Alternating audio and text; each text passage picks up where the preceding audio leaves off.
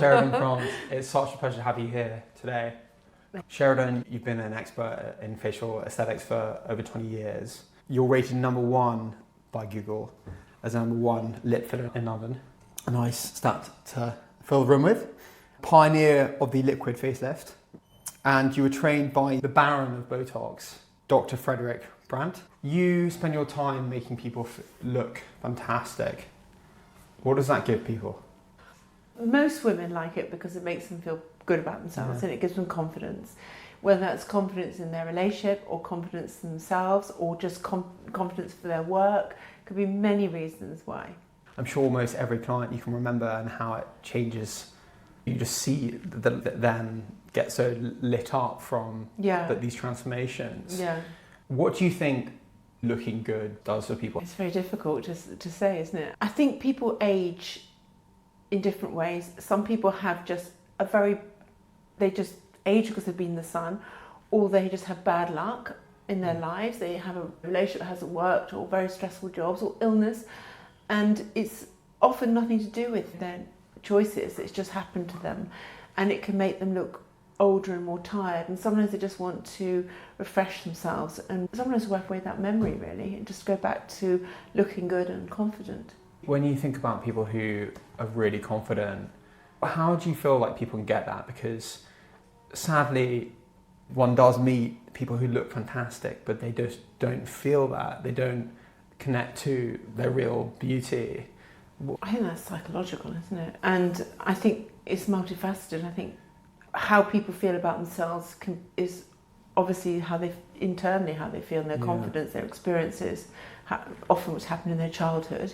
They can look very beautiful on the outside, but if they don't have confidence on the inside, they don't make the most of their beauty. And sometimes you get people who are not so beautiful, but they have such an air of confidence and charm that people gravitate to them. How do you think people get to being like that, having that sense of inner calmness? I think getting to know yourself and knowing what works for you.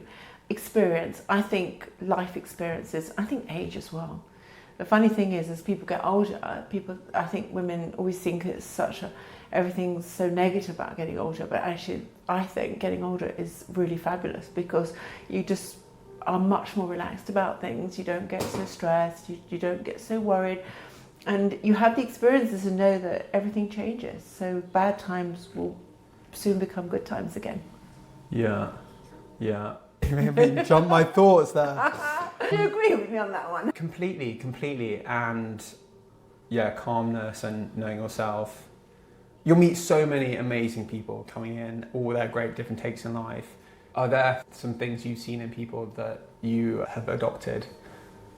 Maybe it's chatting to people who are coming in through the doors, just their mentality on a subject that is different to yours, but you thought, wow, I'm going to take a scoop out of that. Yeah, some things maybe, but I don't get that personal with my patients. They, most of the time, or a lot of the time, they come to me and I give them lots of support and energy and my time, and it's more about what I can give to them really. That's more what my job involves, making them fabulous, understanding the motives of why they're here, understanding how much work they want to do or how little work they want to do, understanding things like, have they got an event next week, we better than just do a little bit today and then maybe the rest in 3 weeks' time or something. My focus is really on them. Yeah, it's funny because walking through the doors that of your wonderful place here, we're in Malden, right? You said Fitzrovia. I think it's a little bit more trendier than Marylebone now. I'm trying to keep up. I know. Next week could be something else. This place you've designed so beautifully, but it's really a reflection of you, and you've got this crazy calm nature, which I'm sure people listening will sense and feel. Have you always had that about you? No. I think it comes with age. Yeah. I think beauty is something that comes from inside, and there's a lot of emphasis on youth and beauty, and especially in America, they love all that kind of cheerleading. The younger the better, look really fresh and everything. But actually in the continent, in places like Italy and France, they really celebrate the older woman, and they find that very attractive. There's a maturity, and I think calmness comes from, as I said before, it comes from knowing yourself. When I was in my 20s, I was really anxious. I found it a really stressful time because you're thrown as a young person.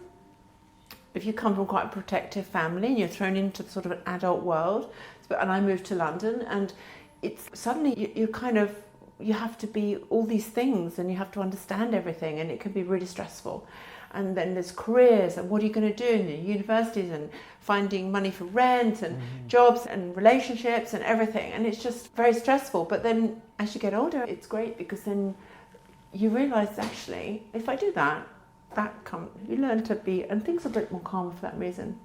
And things naturally have a way of unfolding. You learn your own limitations, and also you learn that it's okay, it's all going to be okay. I think young people find it very stressful, especially nowadays, really stressful, and they worry, especially women. I see very young women in their 20s, 25, come into the clinic, and they're so anxious. A lot of them are on these dating apps, and they come in and they have treatment, or they want to have treatment, and it's just to please somebody else, and it's just they're on this, it's very anxiety promoting. And if they just took a step back and just accepted who they were, and that's changing. The Kardashians and the Instagram and the social media, 5 years, it was absolutely at its peak of giving young people stress about how they... People are aware, especially with things like AI, they can't keep up with those images. It's impossible to keep up with those images, that it's all fake, really. And there's a step away from that at the moment. And I think people are going more towards natural work. I bet so many people come in here, they'll be lucky enough to get your treatment and your insight, but also your pockets of wisdom. And I bet they end up wanting to call you up and be like, by the way, this ended up going really well. Are there any messages that we haven't covered that you feel you do want to push to maybe young women or young people generally? Do you know what? I think the thing is, you go and have your photograph taken, right, for your passport. You think, oh God, I look terrible in that photograph. And then 10 years later, you have to renew the photo. You have to think, actually, I look great. And it's like being able to, at that moment, recognise what you have. That actually you've got youth and you've got fabulous skin. And so many young women in their 20s and 30s, all they look at is the faults, and they don't see the beauty that they've got, the natural, youthful beauty. And they look at the faults in there, they just home in on the faults. But people don't see that. They come in and they say, oh, I don't like that. But I said, do you know what? I didn't even notice that. People see the whole picture. People see the essence of somebody. Don't you think? Totally. We live in such a funny world, and every country's got its own culture, and we live in a culture in Britain where we're not telling each other the great things about what we see because it's not the done thing to do necessarily. Are there things that you feel like we should be communicating to each other more? My way of doing aesthetics has always been about the individual. So it's always been about bringing out the beauty of that individual face, because every face is beautiful. It's just, I find it abhorrent, these sort of faces that all look the same. And I think just using a little bit of filler, a little bit of aesthetics to just enhance something, and that's great. And I think there is a move towards that now. I think people have been aware of that not this generic face that's surgically or operated on, or that looks the same. All these girls at one stage were wanting this particular look. I think people are aware that's not really that attractive anymore. Yeah. You've been described as an artist. And it's been... That's nice. Probably by my daughter. When we compete for paintings. Probably but people in their thousands. But that's very kind. Impossible to truly understand the journey of someone who's not really been in that position of what you go through when you see a face, you come across a client. Can you walk us through how it works? Because there's so many parts to this, right? You want to make someone look good. People are different. And then obviously there's the technical skill of working with someone's face. It's a lot of experience. I was just very lucky. I was just in the right place at the right time. I worked with two fantastic consultants, cosmetic consultants, surgeons, and they basically wanted me to look after the skin, and then I end up doing all their injectables. So I was baptism by fire underneath these wonderful guys that they were there to support me. And then along came Dr. Brandt, who was flown in by a very famous singer. He was her dermatologist at the time. And I became great friends with him, and he taught me everything. So I used to go to Miami and learn his skill. He did all the styles, very innovative. He was at the beginning of it all. He did lots of trials for Restylane and lots of trials for Botox. He was known as the Baron of Botox, and he really pushed things. I've just been very lucky. So when I see a face, it's experience, it's knowing, and through those years of experience, I've tried out different products, and then you really get to know what really works. And I don't really go far off that really now. I kind of stick with the same things because I've never had any complication in 30 years, never had a problem at all. Good products, a bit of dusting of artistry, not much, I don't think. I think too much modesty. I think lots and lots of experience and just staying natural and not overfilling. The problem is that it's $1 billion industry, and a lot of people are not that ethical, and they're driven by money. And they see dollar signs when people walk in the clinic. You have to be so ethical. You have to really be patient-centred and put that patient's needs first and never think about money. In fact, a friend of mine who said he owned Molton Brown, and he said to me, not me personally ever chase money, but never chase money, always chase being an expert in something, and money will follow. And that's key, being expert, caring about patients, and you'll have a successful business. But if you keep upsell to people, they come in and then you fill their faces. And that is one of the biggest problems at the moment, is that patients have been so overfilled. And that's why they come to you, these people who have had their... Sheridan's got an amazing website, and... We try to convey people's stories and natural people and their lives, real people. I can't imagine the journey of someone coming here saying, Sheridan, thank you so much for finally, I'm so glad that I've got time in your calendar, help me out, look what they've done to my face. And you just completely give us an idea on that, because unfortunately some people have had treatments where it's just not gone well for various reasons. And there you come in, the silver bullet. I don't know, that's a difficult one, isn't it?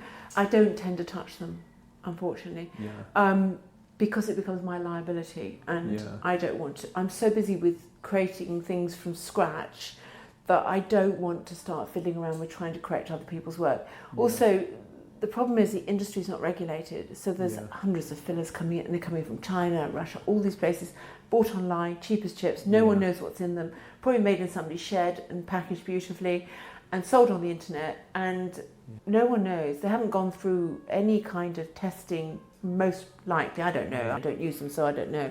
But so for me to then go in to an area that's been treated with a product that I know nothing about, it could create a reaction, or I just don't want to do it. I just don't want to go there. It's just difficult. And I'm very fussy about my work. If somebody's gone in there, they've already created something. And then I have to try and uncreate it. It's just easier just for them to go and get it dissolved, and then I see them. As you've given us an idea, people come and see you at different times in their life for different reasons. Can you tell us about the transformation that you see? Like the positive, it's like an injection hit where you must give them, and they walk out the door like, here I am. Or maybe it's 5 days later where... Yeah, that happens.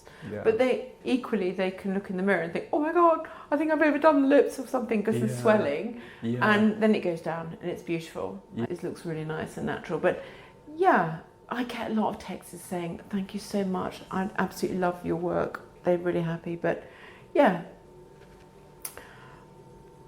I don't know, because people just get on with their lives, don't they? They send a little message. But I think the fact is that people don't contact me and say, oh, I'm so distraught, I've made a mistake. I never get that. So I assume that they're all happy.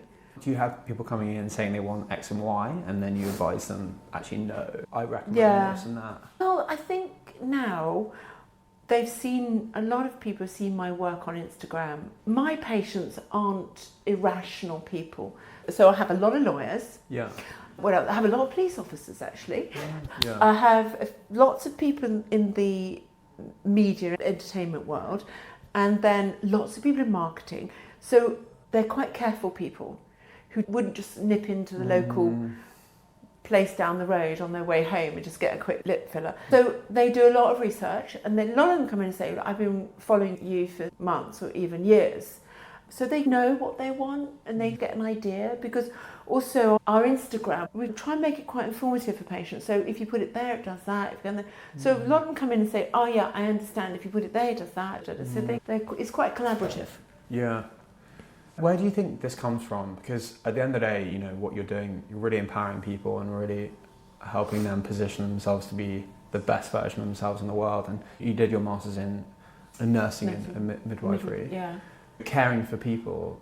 Is there a backstory to that? Not really. No. Just like it. Yeah. I'd love to say, yeah, I had a dying hamster. I looked after him, was traumatised. Yeah. No, it's quite fun. It's quite fun. It's upbeat. You know, I was going to do clinical psychology. I studied psychology. I was going to do clinical. I got a place to study clinical postgraduate, and I was going to be a clinical psychologist. But then I thought, oh, God, I actually couldn't have been a clinical psychologist. I just couldn't. I couldn't have done that. I take my hat off to people who, because I think it's internalising a lot of negativity. And although you help people, it's quite difficult. You need a lot of emotional reserve to do that job. But my job's very positive. Yeah. It's like people just send messages saying, I'm so happy. So it's like, it's great. We know where to come for that. Yeah, it's great. So when you see people on the street, your mind must be quite busy when you're looking at people's faces and noticing sort of beauty, and obviously beauty. I always have done that, haven't you? Don't you? But in a different way to you, there's no way that someone as primitive as me could notice these details on people. I notice beauty which lots of people probably wouldn't see as beauty. I see a woman passes me, or a man, and I say, she looks so beautiful. She's got a lovely bone structure. Yeah. You know what? I saw a patient the other day and she said, oh, I want this because I hate my nose. I said, I love your nose. She had this really amazing nose. It was like Roman nose, and it was just so beautiful. It was like something from a painting, but she didn't like it. She wants a little kind of turned up thing. So beauty is everything, really. It can be anything.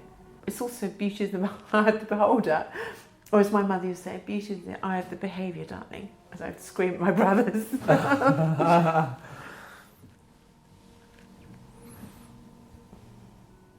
I feel like people have never ever looked so good.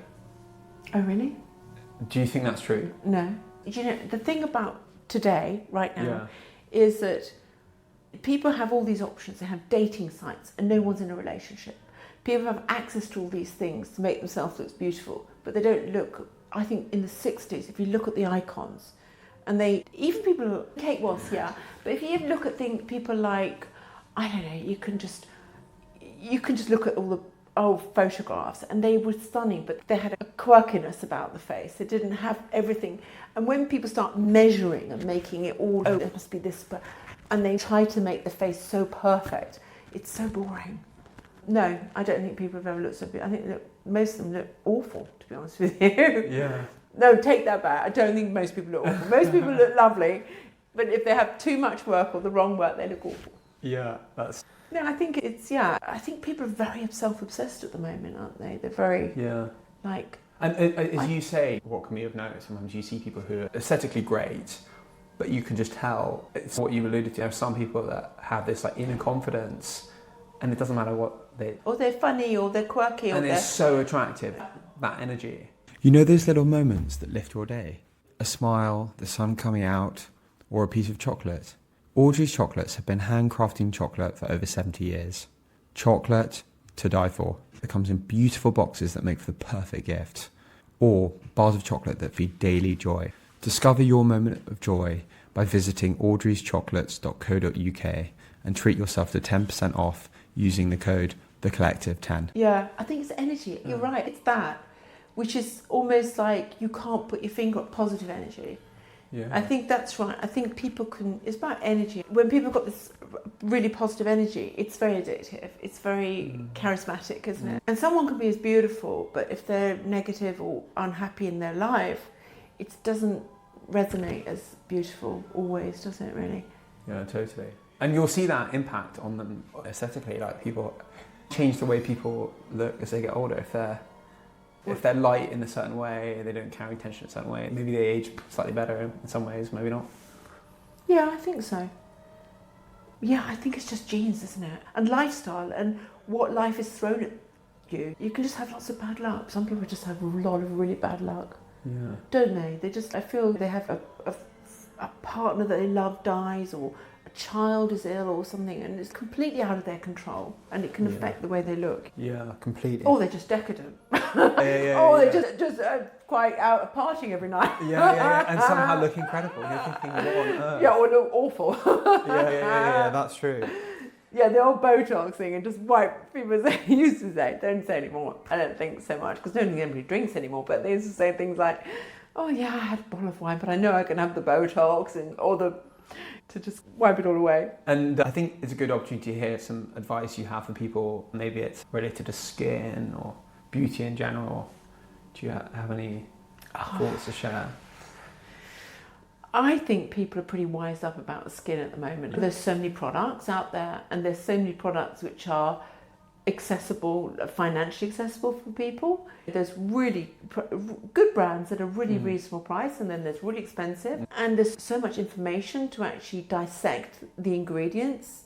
And there's also apps where you can just go and it can tell you the rating out of 100, whether it's good for you. So it's skin care, skin products, creams and things. It's not really my bag, because it's just a whole world on its own, and it's been really well covered. But what I do is I sculpt the face, and so I tend to say to people, if you imagine it's like approach to anti-aging is like 4 different pillars. There's surgery, and which some people don't want, some people need and don't have. And then there's Botox or anti-wrinkle treatments, which are standalone for the upper part of the face. And then there's structural work, which I do, which is fillers and structuring the cheeks and the lips and everything. And then there's skincare, and under that you can have things like micro needling, you can have things like various different lasers, you can have PRP where you take your blood, separate it and you inject into the skin for the growth factors. You can have things like skin boosters, and then you can have skin care, which can be prescription strength, going right down to what you can pick up in Superdrug or Boots. So I think it's understanding what's your speciality in that sort of area, and that's my speciality, is the structure, the sculpting of the face. It's just evolved like that. When you were with the Baron of Botox, that was in the US, that was in the US, right? It was here and there, it was here and also in Miami. Yeah, there must be some quirky stories. There's some fantastic stories. I found out, but I can't tell you them because they're confidential. But yeah, really, you can Google him, you can see who his patients were, and he used to she used to fly him over, and I'd listen to the conversations and the music videos that were going on at the time, and all the people they're just referred to on first name basis, and all the conversations. So yeah, it was very entertaining. It was really interesting. But he was lovely because we became really good friends, and he was quite a celebrity in himself. I'd assist him with this patient in London. He would take me out with him to all these different events that he was invited to, and then one had the Rolling Stones were there, and another one was for Damien Hirst at the skull, that diamond skull. That was an amazing party, and he was very generous. He was very generous at this time, and really appreciated me. And yeah, it was great. Really sad that he died. He committed suicide, which is tragic, really. Yeah. And you must, in meeting so many different people, have you got friendships through your some. Yeah. It's a sort of, it's a tricky one because it's a professional relationship. But yeah. Patients invite me to weddings and invite me to parties and invite me in. Some I go to, some don't, but it's nice. What do you think are the hidden privileges of doing what you do? My patients are so lovely. They're so lovely. I'm really blessed with my patients. Many of them have been coming to me, and some of them say, I've been coming to you for 20 years. And then they say, oh no, I've been coming 25 years. They've been coming to me for a really long time. And it's so lovely because we just catch up where we left off, whether it was 6 months before or a year or even 5 years before, because some of them get married and have babies and they can't have treatments and stuff while they're pregnant or whatever. And they're busy, and then they come back, and we pick up where we left off, really. Yeah. One question you wish more patients asked you? Oh, question. What is the product made of? What is the safety profile of that product. How long has it been going for? And they never ask me about the product. I tell them because it's really important, and I'm trying to inform them about what's going in their tissue. Yeah. That's one thing. Yeah. Things like, for example, what are the safety risks? Have you ever had anybody who's come and which I haven't, had something where they want me to send them for a biopsy or something because the people are just getting stuff injected in their faces and they don't know what's going in their faces. Not in my practice, but stuff that's been brought over from wherever. Yeah. The world of lips is something you'd like to share about the lip world? No, not really. Just don't do it. Or if you do it really naturally, make sure the product's top quality, don't over-inject, and don't have it done in the back of somebody's car. Apparently somebody's having it done in the back of somebody's car. Yeah, I heard someone doing a lip filling party. Yeah, but that's bad. But to have it done in the back of somebody's car, it's like, what? Yeah. It's a serious intervention. It's a product where you're injecting into tissue. There's blood, there's all sorts of things involved, and it's just, people aren't taking it seriously. And the technology must be changing quite quickly.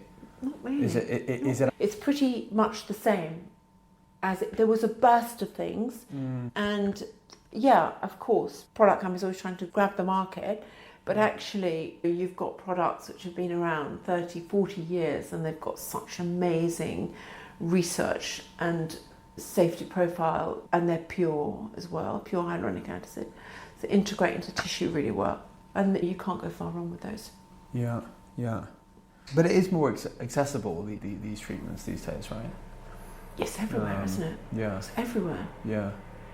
It's literally everywhere. In fact, it's every week almost. There's a new clinic springing up, isn't there? Yeah. Have you ever done quite reconstructive work for people who've had maybe a car accident? That must be quite emotional.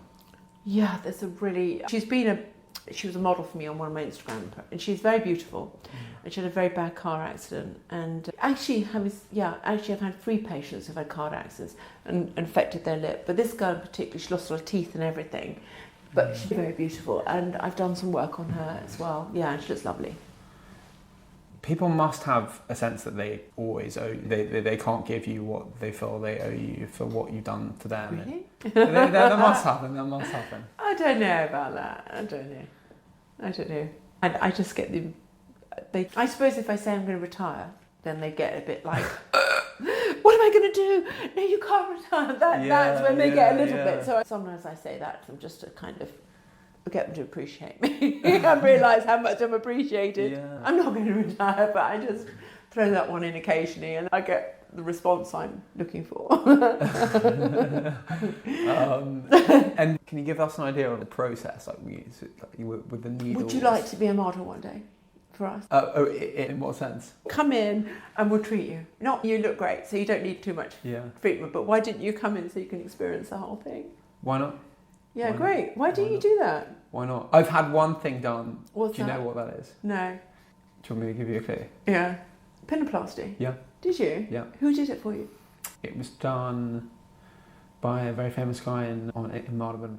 I can find out the names he's told. It's a really good treatment, isn't it? It's How funny long ago because did you have it done? I had it done when I was 16, and it was life-changing because it meant that something I was really subconscious about, I would no longer be concerned about. I could have my hair cut whatever length, and for so many of your patients, there'll be things you do that really change how they feel. Things like really skinny lips are very difficult to create, but they do make an impact. And also sometimes people have a very weak chin, receding chin, and putting a bit of chin filler in can really change somebody's confidence. And do people want different looks? Do you have people telling you how they want to? Not really. They just want to look like the better version of them. I think they realise that's not my bag, that I'm not that sort of practitioner that stamps out, that's the look.